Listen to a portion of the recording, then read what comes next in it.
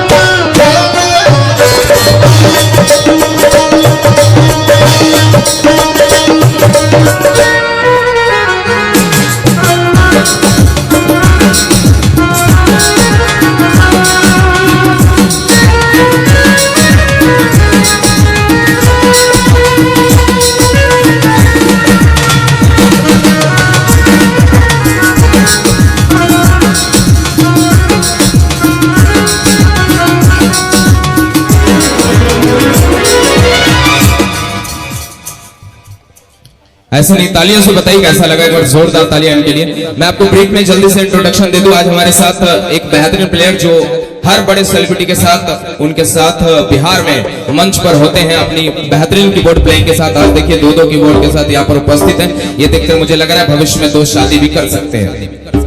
बहुत अभी से संभालने की क्षमता अच्छी है इनकी। आप हैं श्रीमान धीरज, बहुत बहुत स्वागत है धीरज, क्या बात है।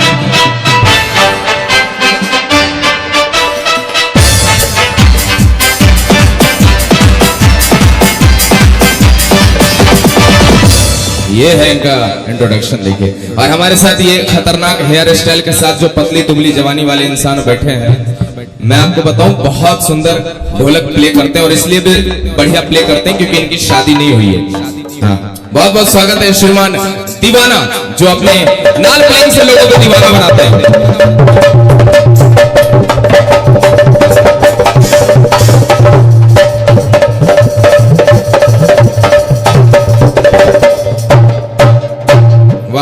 और कॉन्गो पे देखिए एक साथ ये जो तरीका होता है बहुत कम आपको देखने को मिलता होगा किसी मंच पर। आपने इन्हें आमंत्रित किया है, बहुत प्यारा कॉन्गो प्ले करते हैं। आप हैं श्रीमान बाबूराव, अच्छा बाबूदा, ओके बाबूदा है ये बनारस से, बहुत बहुत स्वागत है। बनारस का पान लेकर भी आए हैं आपके लिए।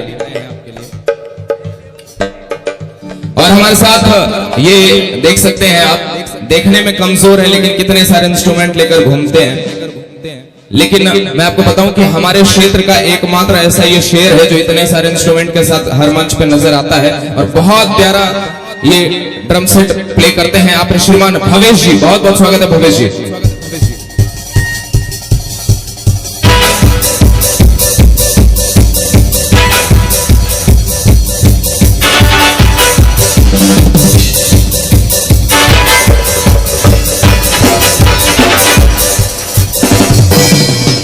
और आखिरी ये जो आखिर में एक आदमी देख रहे हैं, एक द कपिल शर्मा शो आता था, उसमें सुनील ग्रोवर आते थे और कहते थे हमारे पति हमको प्यार नहीं करते। कौन थी वो? रिंकू भाभी, ये रिंकू भैया हैं। बहुत अच्छा पैड प्ले करते हैं हमारे साथ, बहुत बहुत स्वागत है रिंकू जी आपका।